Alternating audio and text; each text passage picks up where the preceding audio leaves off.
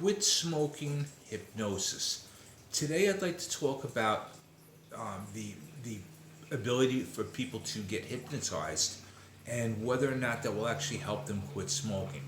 Now, I see on YouTube and I see online that it's a very popular thing these days as far as people searching for, and yet you don't hear a whole lot about people going for hypnosis to quit smoking or stop smoking. 20 years ago, you almost always in every town there'd be some stop smoking hypnosis session that you'd see. It would be in a hotel or some other meeting place, and it was often done as a group. So people would go for 2-3 hours, and they would have somebody in front of a room, and they would sit down and and as an audience, maybe 50, 100 people, whatever it might be, and the person would just speak, and that was like a hypnosis. They would do a hypnosis session on the entire group, which if you've ever been in a place where you've had a real hypnotist do a show for you, you know how that feels. I've actually, my family and I were on a cruise ship, and one of the guests they had, a guest entertainer, was a noted hypnotist, and he did do stuff on stage. He brought some members of the cruise ship guests up on stage that volunteered, and he made them do funny things, act like a chicken, would do all those kind of things. But more importantly, he did some experiments where he said the people in the audience could just try to do it. They didn't have to say anything. They weren't going to act like a chicken or do anything strange, but just little things like he would say, like to do this and now try to lift your arm up or do things like that. And like in one case, my daughter tried those things and it did work. I mean, she said, I can't move my arm. I can't, and he said, okay, you can move your arm. And like all of a sudden her arm moved again. So there is something there. Now the question is, how much is there, and does that work for everybody? So here's what I did, just to, because I don't have a lot of experience. I'm not advocating that people should go to get hypnotized to quit smoking. Quite honestly, I think that the program I developed is a little more logical and much more dependable. And part of what I mention in there is kind of the secret sauce, if you will. So with that said, let's stick to quit smoking hypnosis for this video. So in order for me to get facts to tell you, I actually went to WebMD's website and I researched this. So everything I'm basically going to say here is excerpts that WebMD says. So for quit smoking hypnosis, they begin by saying there is debate about how hypnosis works. Some people believe that when you are hypnotized, you relax and you concentrate more, and you are more willing to listen to suggestions, such as giving up smoking. Now, they say, even though you appear to be in a trance during hypnosis, you are not unconscious. You are still aware of your surroundings. And despite what many stage performers may claim during a performance, you cannot be made to do anything against your will.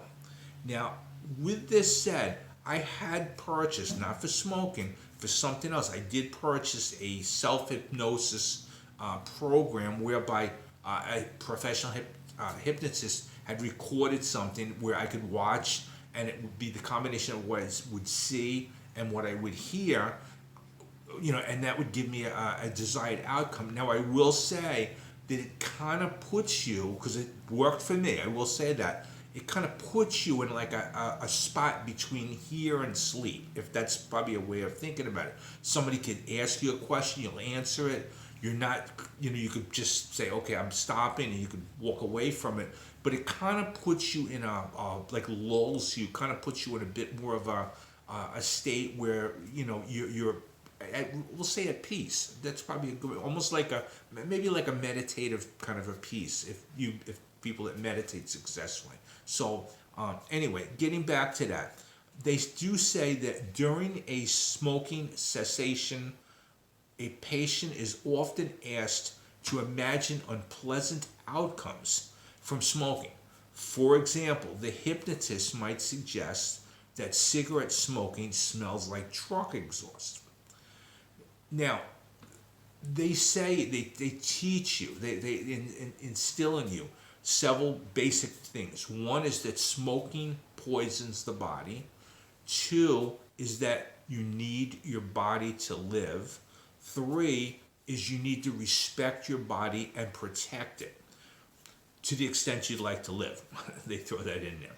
Now, what happens is then the hypnotherapist teaches the smoker self-hypnosis and then asks them to repeat these affirmations anytime they desire to smoke. So it's, again, those affirmations were: smoking poisons the body, you need your body to live, you should respect your body and protect it. Now, obviously, these are just good advice, good living things to think about as you live and you go about your day each day. Whether you're smoking, not smoking, or anything else, they make sense.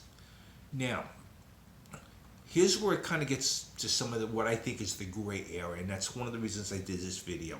In 2010, a systematic review of published studies found there wasn't enough evidence to support the use of hypnosis. Another review published in 2012 said that studies do support a possible benefit from the use of hypnosis.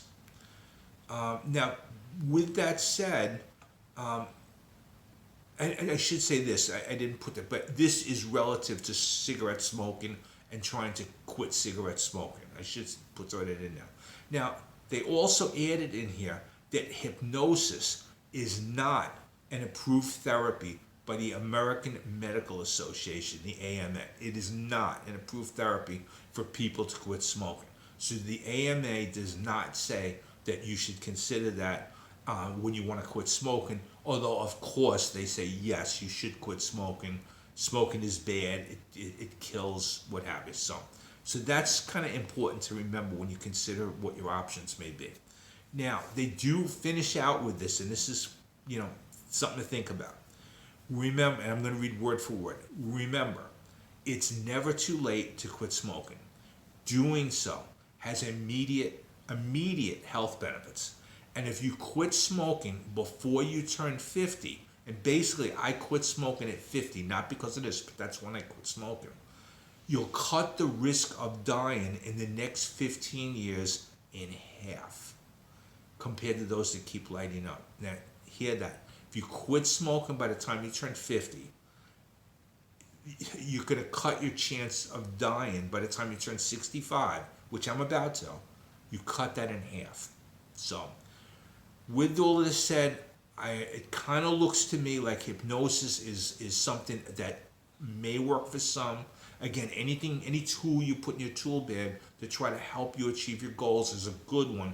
I don't think it sounds like something that people should rely on.